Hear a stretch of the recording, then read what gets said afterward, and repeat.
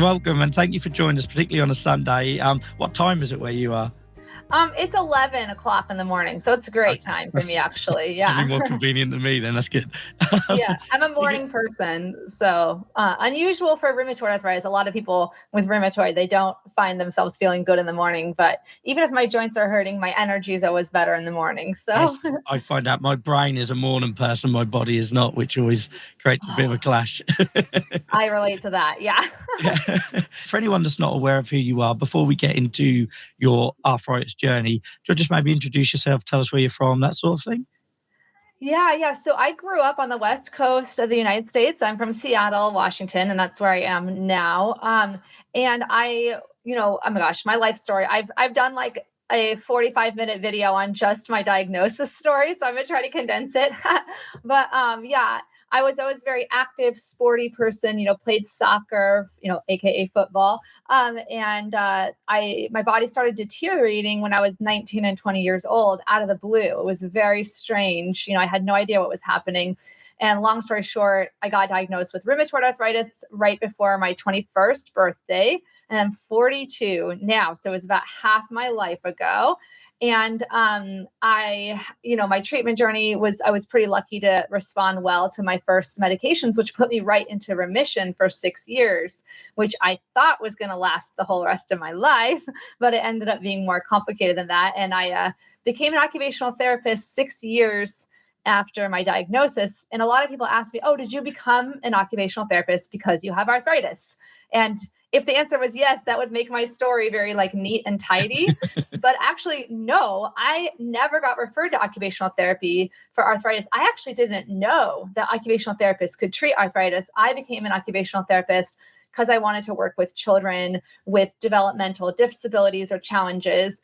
And I wanted to work one-on-one. I initially wanted to be a special education teacher. They call it special ed. I know some people don't like that term anymore, which I totally get. But anyway, long story short, because I learned so much in occupational therapy school about self-management, day-to-day strategies for pain and fatigue and mental health strategies for arthritis, I eventually, I started noticing when I was on social media after I graduated with my OT degree that people with arthritis were constantly saying why was I just given one 20-minute appointment and then left on my own? Where's the support? Where's the education like there is for other chronic conditions like diabetes? If you get diagnosed with diabetes, you get at least in the United States, you get weekly visits with a diabetes educator. And I was like, where's the arthritis educator?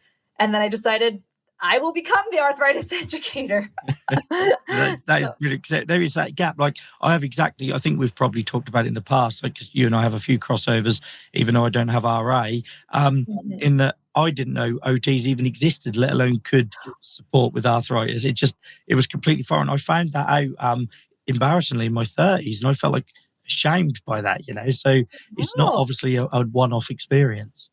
Well, yeah. And so I should take a step back. If you don't know what occupational therapy is, my favorite way to explain it that I came up with, I don't know if other OTs agree, but it's kind of like if a psychologist and a physical therapist had a baby, because we do have we are often confused with physical therapists, but a huge difference between us is that mental health is directly in our scope of practice. And our job is to help you succeed with daily tasks and activities of daily living despite your injury, illness, or disability. So that if it's a stroke, it's being able to move the arm that you can't move and figure out how to adapt around that. If it's a child, with autism, your daily activities include things like social participation, communication, and so we look at the interaction between, it's not just about physical therapy, I think of as from the skin in, right? About your muscles and your structures. We understand those things, but we also look at the interaction between the person and the environment. And so for rheumatoid arthritis and inflammatory arthritis conditions, I think about it as think about a day in your life, all those little daily challenges that add up, like hand pain while trying to wash your hair or trying to, put your clothes on, all the way up to like more complex tasks, like taking care of children, taking care of pets, work participation. We will help either people improve their abilities to do those tasks or adapt and compensate and work around those challenges. So I think it's like, yeah, it's the best health professional you've maybe never heard of. And it is, the magic words to get into occupational therapy or to ask your doctor, at least in the US, say that you're not able to complete your daily living tasks. Like that's kind of the magic, or I can't function in my daily life independently. Those are kind of the magic words. So yeah. Yeah. And when you just talk about that, I'm thinking there's so many scenarios where that would have helped me, particularly when I become a dad. But for me, it was like you got physio when you're a child with juvenile arthritis, and then the physio wasn't available when you're an adult, or sparingly. Nobody suggested that, my idea of occupational therapists were getting handrails in the bathroom. It wasn't that they could help me with basic parenting stuff or living the life I want to live. So it's a really important point to make, isn't it, that is out there, but we need to keep shouting to get access to these things. 100%. Yeah. And it's the awareness has to go from both ways. Like the patient, it's helpful if patients understand what it is so they can ask for it. But as an occupational therapist, I've also worked on awareness campaigns for providers too, right? Because it shouldn't be on the patient to have to know what to ask for all the time. So yeah, you bring up a good point about pediatrics. My previous work was in pediatrics, and I noticed that pediatrics, they have a lot more multidisciplinary care, a lot more interventions. And with adults, it's like, go figure it out on your own, and to be honest, I was working with children with developmental disabilities in the Seattle area. And I was noticing that some of them were getting actually too, like, legally and ethically, it was considered like, is this tutoring or is this skilled therapy? That's a whole side note. But the point was that like the kids who were maybe didn't even really need that much support were getting these weekly OT sessions. And then I was seeing people with arthritis having like severe challenges functioning in daily life and getting no support, nothing. And so I was like, someone needs to do something. Someone needs to do something. And then I was like, I am someone. So I started Arthritis Life and my, course and support program to bridge that gap between, the patient getting this one little tiny appointment and then having to actually navigate daily life. It's, it's hard to do it on your own. Yeah, it is. And I think the thing is, for me, it's okay if you're an adult diagnosed with something like RA or whatever. But if you're somebody like me that was diagnosed as a child, and then you go into adult care, you drop off a cliff because you had all of this stuff available, the multidisciplinary approaches and everything else. And then you just completely drop off a cliff, don't you? So, yes. Yeah, it's rough. It's rough. You're getting lots of support there, by the way. Amy is I'm sure she won't mind me sharing, just joined, I've become an occupational therapist. So she's very biased and very supportive of what you do. So if we could just wind back, I'd like to know a little bit about how it affected you, like the diagnosis, or how did that onset? And you've already mentioned mental health a couple of times, so I'm guessing you're happy to talk about any link there as well. Just so for our audience to understand a bit how we got to today, what happened back then? Yeah. So initially, like many young women who present with chronic health issues, I was medically gaslit, and I like to say unintentionally gaslit because I understand that the definition of gaslighting is like a conscious, overt effort to make someone question their reality. But the fact is that it was accidental. They didn't mean to. They thought that I was not sick, just anxious.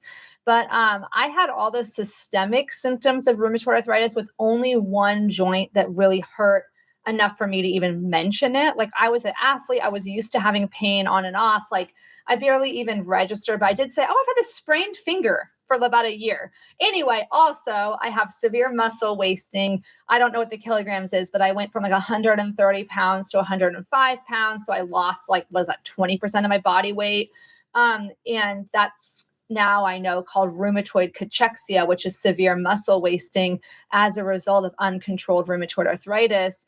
I had loss of appetite, early satiety, just inability to eat. And of course, I got mislabeled as hiding an eating disorder. And so it was very traumatic to be not believed by the healthcare system. And it was it was just very deeply confusing because I grew up in a very, I would say like very untraumatic childhood. So like there is a link between childhood adverse events and the development of like chronic conditions later on. But my therapist, my psychologist, and the psychiatrist referred to my childhood as a positive outlier. Like everything in my life was really, I had a wonderful family support, wonderful friends, wonderful teachers, wonderful coaches. Like there was no explanation for why all of a sudden out of the blue, I was becoming so sick. I thought I must have like stomach cancer.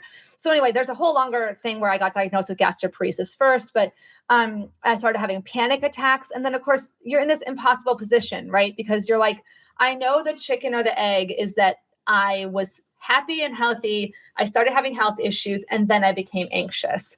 But once you start showing symptoms of anxiety, that becomes the chicken to everyone, right? Or the root cause. Like, oh, well, you're just anxious. I'm like, I swear to you, I was not anxious before this. I had some anxiety, but not health anxiety. Like I was a 20-year-old athlete. I totally just trusted my body. I didn't consider you could get sick out of the blue, right? So then all this lead up is to say, when I got my diagnosis, I woke up one day and suddenly it wasn't just the one sprained finger, it was all my fingers and my toes and my elbows. And then I got the diagnosis.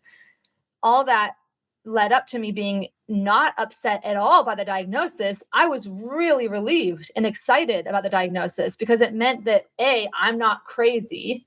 They believe me, something is wrong, and there's a treatment for it. So, a lot of people, their story is like, I was so upset. I didn't, and that's just not my story. I was happy and relieved when I got my diagnosis. And then I went into medicated remission for 6 years. I gained back the weight I had lost. I was feeling energetic, happy. My anxiety went away. And then I thought that was going to be the rest of my life. But then that only takes us from 2003 to 2009. And now, of course, we're in 2023. So what happened is my first biologic wore off. My body created antibodies to it. And that's the point where I actually realized this is more of a serious condition than I thought. So that's kind of like stage one is like diagnosis, bad, pre-diagnosis, bad, diagnosis, good, early treatment, good. And then first flare up, bad. It's like, that's the first kind of couple mountains. And then do you want me to keep going with the next ones or? Okay. I didn't know if there's any follow-up. As much as you're comfortable sharing, because I appreciate you told this story more than most, like in our space with, with all the work you do, but yeah, please do. No, I love sharing. I feel like I am a, very loquacious person. So very talkative, but the second stage was like, then I started my second biologic and then the same kind of thing happened. I got good treatment, or good response to treatment, went into medicated remission again. And then I had a really easy, good pregnancy in 2013 to 14, had my first baby. And then my body freaked out. Like many people, if you don't know, not to scare you, but just knowledge is power, that if you have an autoimmune disease, especially rheumatoid arthritis, typically the pregnancy is good and the postpartum is not. So then my body never responded as well to that medicine. So then in the next stage is like the last, 9 years has been more quick ups and downs of trying a medicine. I'm on my 5th biologic now, and I've never been back. Yeah. So it's like, try one for a few years, it works for a few years, and then my body makes antibodies. It doesn't work anymore, up and down. And I've never been in like full remission again. Remission being like no symptoms of joint pain, no objective clinical signs, but I've been in very mild to moderate disease activity, which I feel fortunate about. So that's like, and it turned out that just to make life a little bit more complicated, I had like always the case with us. I had 3 different acute health things happen. Like I got in a car accident, I got a pulmonary cyst, and then I got a really bad GI virus that set off my gastroparesis again in 2016 and 17. And then my anxiety came back with panic attacks and claustrophobia, which is like fear of being trapped. I started feeling trapped understandably with everything you went through.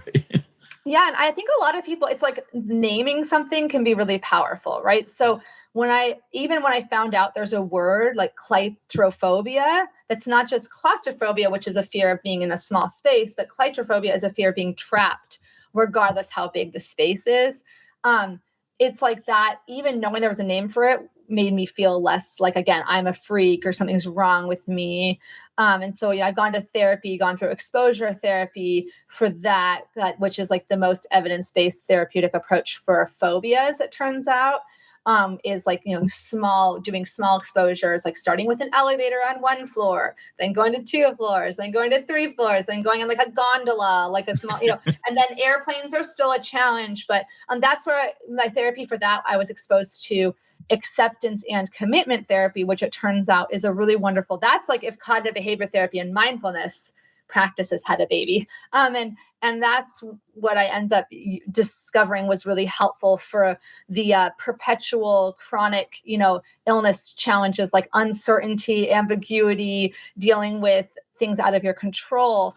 I ended up discovering that was really helpful too. So I integrated that into some of my work. But yeah, it's I think like the big lesson for me of the last 10 years has been learning that, as a recovering control freak, like not everything's in my control, and that I can live with that instead of like fighting against it. Cause I think I spent a long time, yeah, right, trying to control the uncontrollable, right? When you do that. It really is. We've talked about that on the show so many times, and how I spent far too much of my life trying to blame somebody or push against it, or and we do, don't we? We tend to, it's so refreshing to hear you talking about these things, because we tend to think it's something we've done, or that we've failed, or that somebody else would have handled it better, and this sort of thing. So to hear somebody saying that, I had all these comorbidities and these other things that went alongside of my condition, and that's okay. That wasn't my fault. That wasn't anything you could control. That was just what comes with the territory, isn't it? Yeah. And I talk a lot about like the acceptance paradox, because like, I'm gonna try to put this into words coherently, but it's like, it's scary to really accept the idea of acceptance, not to get too meta, but because accepting the things that are out of your control is initially like depressing, because you're like, okay, there are like, okay, the illusion of control is comforting, thinking that if you just tried hard enough, if you just worked harder, if you found the right provider that's going to heal or cure or make your condition go away, that's a very comforting thought, right? But it's ultimately an illusion to build your life around that. So the paradox is that acceptance feels like giving up or giving into something negative, but actually it frees you, it opens you up to the possibility of, okay, let's actually look this thing in the face. If there are things in my life that are out of my control, can I still live a good life? What can I still do to live according to my values and to just have a, robust, vibrant existence within the confines of my illness? It's like my therapist told me about this. So I'm a very visual person. He said there was this cartoon in the New Yorker. I've never been able to find it, but it really resonated with my mind. Like the idea was that there was somebody he's holding on, a person in like, it looks like a jail cell, and they're holding on to these 2 bars, and there's bars on either side of them and in front of them, and they're holding onto the bars, and behind them, there's no bars. Like if they turned around, they would realize they can get out, but they're not looking that way. And that to me feels like a metaphor for acceptance, where you're like, the bars that you're holding on to is like this idea that you have to cure or heal, eliminate all your pain, eliminate all discomfort in your life. And if you turn around, there is this other way. It doesn't mean that the pain and discomfort goes away. It means that you can live alongside them. And it's hard to let go. The bars are like the illusion of control, but yeah, I love that. And like you said earlier, it's wasted energy as well, isn't it? When you're pushing in the wrong direction. So and I'm sure that's a theme that's going to come up quite a bit tonight. Before we move on to the stuff you're doing now, I just wanted to jump back, because you said you're on your 5th biologic. Like, how does that feel? Because I know like it's an area that doesn't come up a lot. You see so many people on social media that are desperate to jump to biologics without maybe understanding what they're on for the here and now. And they assume there's going to be this miracle drug. And for a lot of us, they do amazing things, but then it doesn't always work. And lots of people have sort of failed. And obviously what people might not understand is every time one fails, it's kind of another door closed, isn't it, to your options. So Yeah. what is your options like now after being on 5 biologics? Well, I think if you, not to be too nerdy, but if you understand the history of it, it is a little bit more comforting, like objectively comforting. Because when I was diagnosed and put on my first biologic, which was a TNF inhibitor, which were the oldest biologic class of medications, there were only 3 medications available. And now there are 9, as far as I know, FDA approved medications that are biologic in nature for rheumatoid arthritis. So I've literally done the math because I'm a huge nerd. So I'm like, okay, I'm 42 years old. Like 3 of my 4 grandparents lived to like 94. Now, none of them had a chronic health condition, but that I know of. And one of them was a Christian Scientist. So we have no idea what she had because she never went to the doctor. But anyway, so I know if we keep getting, like 6 more meds every 20 years, I should be okay. You know what I'm saying? Like, but again, that's no guarantee. There are the flip side of these medications, biologics being so expensive, is that there is a financial incentive for drug companies to develop more of them. So there, and I have a friend who's an investment banker, and she's like, oh yeah, there's a lot more coming down the pipeline. So, there's 2 different approaches, right? There's comforting yourself with the available data. And then there's the mindfulness-based approach of like, we have no idea what's going to happen in the future. I don't know if maybe those 6 meds will actually go away and I'll have 0 options. Yeah. But connecting to the present moment and realizing that that's the only thing I know for sure, that's also a helpful way to respond. Like I remind people a lot, and myself, like, what were your biggest worries on March 1st, 2020? Like, did it, even if you made a plan for all those worries, if those worries didn't include the pandemic, like they were pointless. Do you know what I mean? Really, those are the 2 different responses. But I will say, I think it's important to note, this is maybe me being in a healthcare field, but if you're watching the video, like I have really, for having rheumatoid arthritis that was diagnosed as severe rheumatoid arthritis at the time, given all of my numbers were off the charts. Like they literally, my mom said, like the charts just didn't go high enough to measure like my SED rate and my like rheumatoid factor. The fact that like I do have very mild deformities, like I'm still able to move. If you're listening to the recording, I'm moving all my fingers pretty well. Like I have a tiny amount of ulnar drift, but the fact that I've quote unquote failed some of these medications, it's still what you would imagine the progression of the average patient diagnosed without these medications. I would have been in a much worse place with no medicine. So even if you fail the medicine, the medicine fails you, you're still armed with a lot more powerful tools than we've ever had, so that 80% of patients do well on these therapies. There are the 10 to 20%, depending on the study you look at, that have what's defined as difficult to treat RA, which unfortunately you don't know if you have that until it becomes difficult to treat. But that's the people where they cycle through all 8 or 9 biologics in like 2 years. And so that's a much more dire situation. I think for me, the fact that I have had a positive response that's lasted me, to me, it's like glass half full, glass half empty. I guess, I've gone through 5 in 20 years, but I at least took 20 years to go through them. It wasn't like 2 years, I love that. And I think that the way you just described all that just sums Cheryl up in a nutshell. But the reason I highlight that is because we get lots of people coming to the community or some of our support groups we run. And it's always like, I'm on X, Y, and Z. I want to get to biologics. How do I get to biologics? I want to jump through all the hoops and race to biologics. And I think it's really important that we take a minute every now and then and remind people that isn't always the be all and end all. And sometimes there are steps before there that work for others. And then the biologics work for some, not for others, etc. So that's the only reason I'm highlighting that, just to remind people that everyone's different and what works for one isn't always going to be working for another. So thanks for the extra context on that. I really appreciate it. And I'm keen to talk about like what brought you over to like social media. How did Cheryl Crow jump from living with this and being an OT to then wanting to share that and be so open? Because as somebody that's in that same space, it's got its challenges when you're trying to look after yourself and try and help others and all that sort of thing. Was there a spark for that, or was it just an organic thing that happened? Did you tell us a little bit about that? I think so. I joined Twitter. I initially was on Facebook and Instagram when they first came out, but then I joined Twitter in 2010 during an occupational therapy conference. And Twitter's used like really heavily in like the scientific community to like during conferences and stuff. And I had so much fun connecting to other professionals, and I was kind of like, okay, this is interesting. And then actually. So other little hobby of mine is swing dancing. And believe it or not, this directly relates to arthritis and sharing my story, because in like 2011 or so, I made a video called Dancing with Arthritis.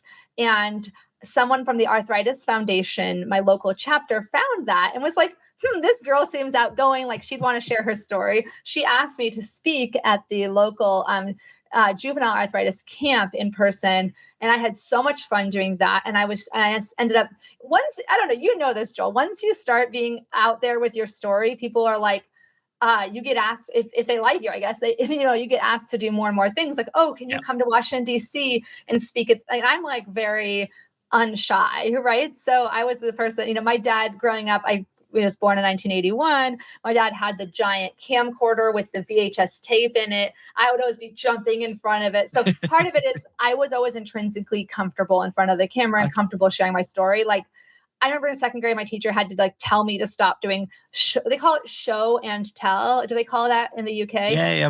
We're familiar with it from movies, if not, yeah. From movies, yeah. So my teacher was like, okay, Cheryl, you have to give other kids a turn. Like that's how I was, so I don't have advice for somebody who's like really shy, because I don't have like, I could give you advice, but it's not from experience, but yeah, for me, it was very cathartic. I felt like I was able to sharing my story and seeing people's responses, like whether it was starting my blog, like theenthusiasticlife.com or the YouTube channel. It was one little thing at a time. It was just people asked, do you have a YouTube channel? I'm like, no, maybe I should make one, and it was like getting the responses for me. It was so gratifying to see that, like, there's this phrase, and maybe it's cliche by now, but I really love the phrase, like turning your pain into purpose, like you've done with this show is, being, hey, here's some things I learned the hard way.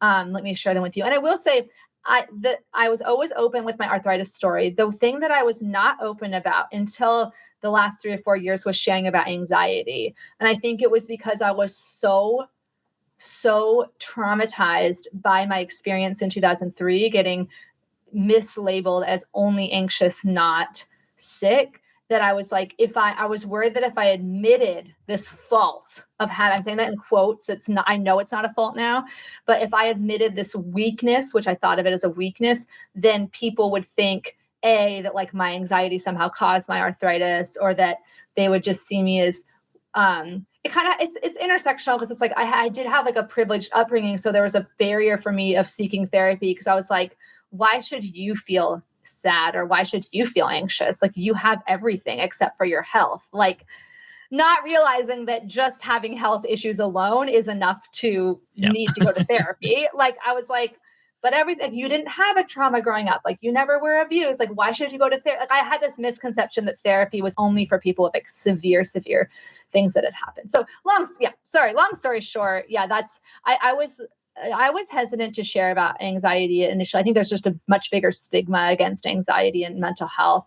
So I'm really happy that I've, been able to overcome that, because people have told me, there's a funny Star Trek quote where the guy goes, it's a meme someone made. So I wish I knew who made this, but they go, oh, I didn't know you were anxious. Like you always look so, like you look so happy and you look so positive. And the Star Trek guy's like, do not mistake composure for ease. I thought that's so true, right? Like I am happy. I'm a happy-go-lucky, energetic person. And in the wrong context, or in the context of my triggers, that energy goes from happy to anxious, like really fast, and I know it's hard to imagine when you look at somebody that seems so happy, but it's like, you're not seeing me at my worst. And when I'm at my worst, I'm not thinking of bringing the camera out, so anyway, that's a whole other thing. No, I totally relate. And because like for somebody who has depression and talks about depression as a comorbidity to my disease, I get the similar sort of thing where people will be like, well, you're being productive, therefore you can't be depressed. You wouldn't be able to function. And you can be totally functional with this stuff or appear to be, keeping ends up and then, but in the background not be. And so I think it's really important that we talk about that. And yeah, don't apologize for the detail because the state of my voice tonight, I'm very grateful. So you've interviewed the right person for having, for having a sore voice. Brilliant. I'll go on a monologue all night. Yeah, I'll just keep putting flashcards up on the screen and you can chat. But like I say, thank you for sharing that, because someone that comes from completely the other side, like as somebody that wrote and his writing took off, and I felt completely unnatural in front of camera. I still do. It's why I don't do reels. I failed on TikTok miserably. I can't, I watch your videos and they're just amazing and the energy is amazing. So, but like you say, it's so therapeutic, isn't it? And it becomes this like snowball effect. I suppose we must be good at it somewhere along the line, but you do something once and somebody asks you and then it just grows and you suddenly, you stop and you look around, you think, how the hell did I get here? And you're doing these things you never thought you would be comfortable doing and talking about for the cause. So I always say it's quite a selfish thing sometimes, because I do it because it helps me as much as it helps other people, Yeah, I mean, it can be so many things at the same time. It's cathartic for you personally and meaningful for you personally, and it's helping others. That's like a win-win, I would say. Yeah. I'm really keen to talk about your Rheum to Thrive programs and how you created all of those. But I feel like I should say, because I'm still reeling from you telling us your age at the start, like clearly yourself is an advert for your whatever you're now about to talk about, because you look so amazing and young for someone who's, and you've had RA since a young age as well. So I don't know how you do it. And I think you said somebody in your family lived to 96, well, clearly it's in the genes. Well, also, but sadly, skin cancer runs in my family. And this is where anxiety is interesting. You could see some of the early seeds of anxiety for me but it manifested as health protective behavior. So first, I never drank alcohol, never did drugs. I was petrified that if I drank one sip of alcohol, I would die. Right. I was, so there you're like, okay, that helped you, but that's like extreme. That's not normal. Like a normal teenager experiment in the US, at least, experiments with alcohol or drugs a little bit, it doesn't have that magnified of a fear. But I also had a fear of getting sunburned and getting skin cancer. So I put sunscreen on. So that's why my skin looks good, I say, and maybe genetics, but yeah. Okay. So to the program, I don't know. I have a little bit of elasticity. So they say people with EDS, Ehlers-Danlos syndrome, end up looking really young. They have the collagen's really loose. I don't have an EDS diagnosis to my knowledge, but it's interesting because I do have like elastic skin. So I just hate to refuse to believe that you're in your 40s, but we'll I was born in 1981. Yeah, I don't know how to explain it, but so Rheum to Thrive, this is the third name for it, by the way. So I started basically in the pandemic. I was like going a little stir crazy like everyone else. And I had started Arthritis Life. Actually, I almost named it the Arthritis Life Talk Show. So it's so funny, I love the name Chronic Pain Talk Show. And I initially envisioned Arthritis Life or the talk show as primarily a YouTube channel with maybe a tie-in, other social media presence. And I wanted to do interviews and I wanted to do little product demonstration videos of life hacks for arthritis, like Arthritis Life, like the life is an acronym for life hacks, interviews, fun, and education. So I started that. And then when the pandemic hit in March of 2020, I was like, I also had hoped to maybe have a little Arthritis Life clinic, like occupational therapy clinic in Seattle. And then I was suddenly like, okay, well, nothing is happening in person. And so in 2019, I also got trained in something that is called the Chronic Illness Self-Management Program, which is like developed out of Stanford University. And it basically self-management, if you haven't heard of that term before, means like, for people with chronic conditions, the little tools, tips, strategies, behaviors that they do on a daily basis to manage their condition. So that could be for diabetes, for heart disease, for arthritis, things like protecting your joints, using ice or heat, and it includes the mental health strategies, the social skills. And I really liked that program, but I thought okay, this is very general and broad. It would be really amazing to make one of these for rheumatoid arthritis and inflammatory forms of arthritis. And I was like, let me check out what else is available, because I didn't want to recreate the wheel. And I was like, wow, there's nothing. Like, I just couldn't find it. I also was like, wouldn't it be neat if there was like an option to go through at your own pace, but also like an option with a group, right, where you could ask questions. And I was like, geez, am I just not looking the right terms or what? But eventually I just was like, I have to make this, like, and there is evidence, by the way, just from, as a occupational therapist, which is like a licensed health professional, I feel like I'm beholden. I know I'm beholden to like ethical standards, and I would be even if I wasn't an OT, right? But it's just something to note that like there's evidence, scientific evidence, that people who participate in self-management groups and programs have better outcomes in terms of mental health, pain, and just general life function. That's like on the CDC website in the United States, the Center for Disease Control. So that's interesting. So I was like, okay, this is a valid thing to do. So I created, it was called initially the Beginner's Guide to Life with Rheumatoid Arthritis. And then I called it the RA Roadmap. And then I expanded it to include all rheumatic diseases that involve arthritis as a symptom. So people still think it's rheumatoid arthritis only because Rheum, but for me, Rheum is short for rheumatic disease. So primarily ankylosing spondylitis or other spondyloarthritis, and then psoriatic arthritis and rheumatoid. And so, I just put together, so also THRIVE is an acronym. I can't stop with the acronyms. So the THRIVE acronym stands for like tools for pain and fatigue, helpful habits, which is like the lifestyle things like nutrition, exercise, sleep. The I is inner world, which is like mental health tips. The V is values, or R is relationships. Sorry, I skipped over that. Relationships and social life.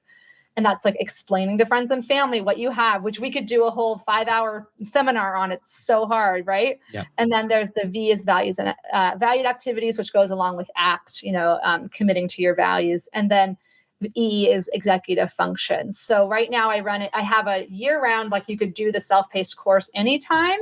And then I have these 12-week support groups that I offer in the spring and in the fall. So right now, actually, the Monday one is starting tomorrow. There is there's a Monday, Tuesday, and Wednesday option this fall. The Wednesday one is 9:30 a.m. my time, which is 12:30 p.m. Eastern, which is 5:30 p.m. British time. And so I try to make a few different options of times that work for people. And that's an opportunity to go through with like a group of like 16 or less people. And I meet with you every week on Zoom.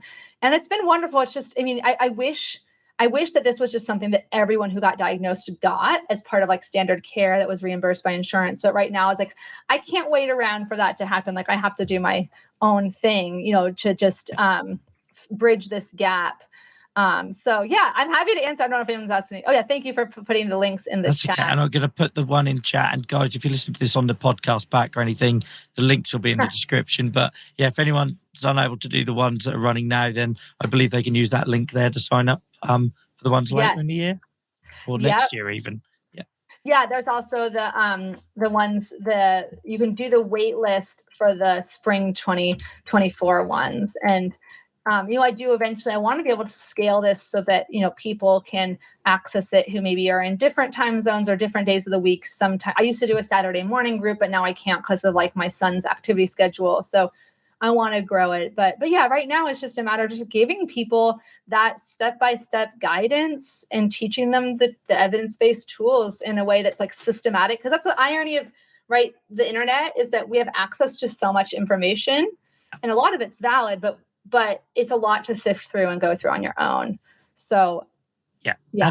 And I think it's really important that I should probably say here is like, as someone who's a massive proponent of social prescribing and pain management, and I've just been asked to talk at my local pain management group again in a couple of weeks' time to try and remind people to stay the course if it feels foreign. Like I'm someone who 3-4 years ago would have never wanted to talk in a group to other people living with the conditions, and then talking about, like we did earlier, with changing your perspective and where you focus your energy and stop looking to blame things and try and work with it and everything else, that shifted everything for me. And now I'm using like social prescribing and programs like this every day of my life to cope. But you only have to go back 3 years, and I'm quite embarrassed to say it, but I think it's really important that we share that them views exist. That 3 years ago, I thought I had to see a doctor and I had to have a pill, and that was it. There was nothing else that was going to make my quality of life any better. So I think it's really important that you're filling those gaps. And I'd like to think at some point people will notice what you're doing, and hopefully you can get some, even more sort of weight behind what you're doing. Yeah. And I think you make a really good point about people having, you have to be ready to join a group, and you have to want to join a group. And I have a little paid part of my website that says like FAQs, and like one of the FAQs is like, is this the right program for everyone? And I'm like, no, because some people, first of all, if you're looking for a program that's just, about one lifestyle factor. Like I want to do a 12-week exercise program where that's all we talk about every week. We exercise and we do that. Like I have lots of recommendations for other programs that are like specific, right? For specific to nutrition and diet, specific to exercise. This is like, that's the self-management, like, overview. I almost think about it as like the orientation course, right? It's like a new job. Your job is being a chronic illness patient. And this is like your orientation and your little cohort that you're going through your orientation with. And then I also say, there's people who really benefit more from going through this one-on-one. There's people who want like a one-on-one guide. And there's other like health coaches and people who do that.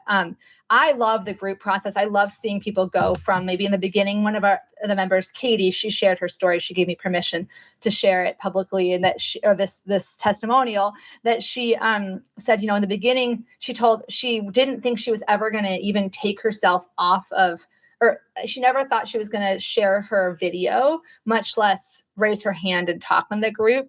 And that by the end, she was talking and supporting. She realized that it was therapeutic for her to raise her hand in response to someone else and share her ideas. First of all, it's not just about what you get from the group members, but also about that therapeutic value of like sharing support and encouragement. And every single time within the first 2 weeks, I got multiple people saying, I thought I was the only one. Like I thought that I failed to manage this perfectly. Everyone else seems to be doing it so well. What's wrong with me?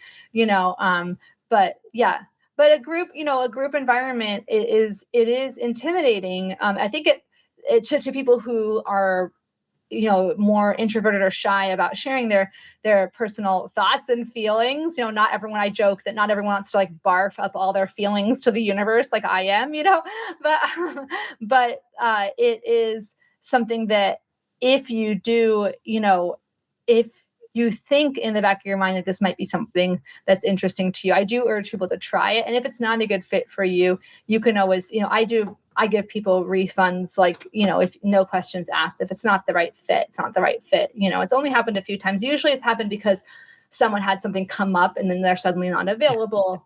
But one person was like sometimes people think the group's too big. They think the group's too small. It's just about finding that right fit for you. Unfortunately, there aren't like a ton of options. But like, hopefully there will be more, in terms of, if you don't like my group, I can't be like, here's a group that's like super similar, but there are some programs that, depending on where you live, that are a little bit similar. Oh, there is one in New Zealand that's about to come out through a nonprofit there, which is really exciting. Yeah, that's good. They're doing really good stuff in New Zealand, Australia around chronic pain as well, like out of the box kind of, again, social prescribing kind of stuff. Mm-hmm. I don't know. Are you familiar with that term in America? I think, is it prescribing, social interaction as part of? Yeah, so things like, encouraging rather than looking for that magic bullet, more that getting people connected with others, peer support, maybe local employment services if you've lost your job, all that sort of thing, that bigger picture stuff. And for me, that was just like a light bulb going off. And that's what then led me to do this sort of thing and create peer support and what you're doing as well. I think it's really important to fill those gaps. And it might not feel like it at times, but we're kind of showing the historic, well-established kind of traditional healthcare delivery that there are alternative approaches, aren't there, that can help. Yeah. I mean, it's like everyone who has a diagnosis, typically initially there's like this social impulse to just find somebody who's been there, like, can I just talk to a human? And a lot of times doctors will, and this is more prevalent in the older days, they would say, don't go to social media, you're going to get scared. If you Google rheumatoid arthritis, you might get scared, but it's like, you can't tell. Like, human nature is such that it's very unrealistic to tell someone with a lifelong chronic disease diagnosis, when you've only given them one 20-minute appointment, to then don't Google it. Like, that's not human nature. Like, and so it's finding valid sources of support. The flip side of social media and social support is that the thing you were talking about, the magic cures, that you were wishing that for the magic cure. I think Instagram is where I see this the most. There's a lot of like snake oil salespeople. And that's true. It's always going to be true for any chronic condition, that there's going to be people who are like, I have the secret. I have the magic pills. Doctors don't want you to know, this or that. And so it can be frustrating sometimes to feel like those messages are so enticing, right? Because it is human nature to want that. You're desperate, and we're programmed. You break your leg, you go to hospital, you get it fixed, and unfortunately, the system doesn't always apply to the same way that for chronic illnesses as it does for sort of triage stuff. And I think that's what you're doing is really important, because you've got those pools, haven't you? So I find if you go to Facebook, you're more likely to get them worst case scenario kind of doom and gloom experiences, which are going to put people in a really bad place mentally. But then conversely, you go over to Instagram and you're going to see people in their best filtered lives, and you're going to feel like you're failing and you're inferior. So I think, what you're doing is really important, to put people in a space together where they can say, I get it. And sometimes it is a bit crap. And then other times you can improve by, have you tried this and have you tried that? But from people that get it, not them, have you tried? Experiences we've all had from people that don't understand. No. And you make such a good point about, Instagram versus Facebook. There's definitely different vibes. And I think it really, when I first decided, like, I actually thought really hard about whether I was going to make Arthritis Life a nonprofit organization or a for-profit. I ultimately went with for-profit because it was easier for me to imagine a path for it to be sustainable. Like, unfortunately, at least in the US, a lot of the nonprofits, it's hard to get funding for education and peer support. A lot of people just want to fund like a cure, which I get, but it's like, okay, instead of asking for these outside donations to help the people, it's like I offer scholarships and pay what you can, sliding scale fees, and I offer, the full price option. And then it's like the people who are paying get the benefit versus, it's just a different model.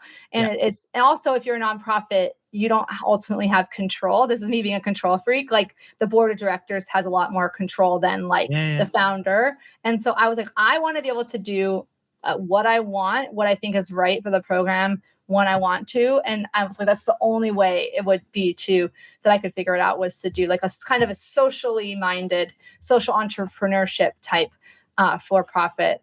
But when I was first thinking about marketing this as a program, I was really sensitive to it, right? Like, I thought to myself, are people even going to want to invest in a program that is not telling them, I'm not telling you you're going to necessarily eliminate your pain, conquer your condition, guaranteed to thrive. Like, thriving is like kind of the aspirational goal that we're working towards, but I'm not guaranteeing you're going to get there. And it's like, because that's not realistic, and it's not concurrent with my values, because I think it's important to confront the things out of our control, that you can do everything right and still have a flare up, and then we can learn to cope with that. But luckily, I've been able to kind of thread this needle of like, you will learn the tools for your toolbox. You will also learn how to cope when those tools don't work, Yeah, totally. And I was going to say, that funding issue, we see it here in the UK as well, in that, an organisation's idea of peer support is, I will chuck a forum up, and then that just tends to be let's compare who's worst, and it goes down a spiral into a dark place that nobody's ever coming out of again. So it's a real issue. So I think, the work you're doing and other people who've had on the show, that's why we try to highlight it, because I think it really does highlight those gaps, and hopefully shows some best practice for those that maybe aren't broadening their horizon. So I've just seen the time. I don't know how we've flown by. I'm sorry for keeping you longer than I kind of promised I would. So but is there, so for anyone who's listening to this, I'd really like to know more. Where can they find more about the Room for Thrive? Where can they find you? How can they get involved? Like, you're over to you to sort of basically tell people where they can get in touch and access these things. Yeah. So my website is arthritis.theenthusiasticlife.com. I got that The Enthusiastic Life URL back in 2010 when I started my original blog. So, and then my email is info@myarthritislife.net. So if you put in myarthritislife.net, it's like a redirect to the theenthusiasticlife.com. I feel very tech savvy. I know you're more tech savvy than I am. And unfortunately, all my URLs for my different I'm on all the social media outlets. I'm most frequently on Instagram and TikTok, but they're all different handles. But on Instagram, it's arthritis_life_Cheryl with a CHERYL. And then on TikTok, it's just Arthritis Life, which is the easier one to remember. But yeah, I love hearing from people. I also have my own podcast, Arthritis Life Podcast. Oh yeah, we didn't get round to that. It was on my list. No, and we you're didn't get round to talking about that. Yeah, you're one of the people who's been on the podcast. Thank you so much for sharing your story. It's mostly sharing patient stories, but about maybe 25% of them are provider interviews with like provider perspectives or just solo episodes from me. But that the podcast is just, again, to form like your show to, showcase patient stories, showcase what's worked and not worked for people, help people feel less alone and more empowered. So And for anyone watching this live, our wonderful moderator is putting the links to some of your socials in the chat. But Cheryl's really undersold herself, by the way. She has an amazing social media. Oh. I don't know how you actually have the effort, because I struggle keeping up with Instagram and Facebook. I still struggle. Your energy and your output is phenomenal. So you put us all to shame. And Cheryl's probably underplayed her very successful podcast there as well, guys. So go check that out. I will put it in the show notes. Link to that. Oh yeah. Well. We just reached earlier this year over 100,000 downloads in 3 years, which is and super you totally exciting. Didn't mention that. It's just phenomenal. 100 and actually right now today I just saw this 100 and blogging into the back end 123,000. Yeah. I might as well quit, guys, now and just point everything to show. No. It's over 100. It's only over 100. It's over 102 episodes. But yeah, and what's funny is I'll give you this last little thing, which is that initially I was really reluctant to produce a podcast based on my videos, because initially I thought I would do video interviews because I thought my voice is kind of annoying. Like, everyone doesn't like the sound of their voice. Do you know what I mean? True. Yeah, that's true. Especially me tonight. No, your voice is great, but that's like, it's just a little thing. Like, I was just like, no one's gonna want to listen to my voice. But then I was like, I've already done the work to make these videos with the interviews. Why not just take the audio and turn it into a podcast? And then it became, more successful and people were excited about it. And then I got used to exposure therapy, got used to my own voice. So, thank you. Wow. You haven't done the program, but your channel has been a ton of help. Thank you so much. Nate, is that Nate Cheeks? Oh, no. Who said that? Sorry. No, that was from from another channel, Easy Like Sunday Morning Show. Oh, fun. Oh, I got to check out that channel too.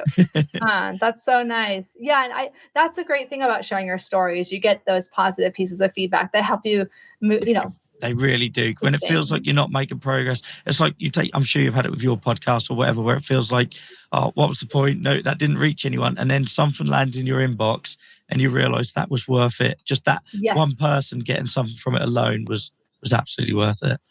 100%. And everything you're doing. Guys, Cheryl's been brilliant tonight and covered for my voice a lot. I'm also conscious of time, but she's totally probably undersold all of the amazing stuff we do there. We could have talked a lot more about your work and yeah, like I say, podcast, go check out, guys. The Room for Thrive program is amazing. And Cheryl's energy online as well is unparalleled. So thank you so much. You too. Have a great day, everyone listening, and I hope to see you on the internet somewhere. Thank you, Cheryl, for joining us. Really appreciate it. Have a good one. Thank you.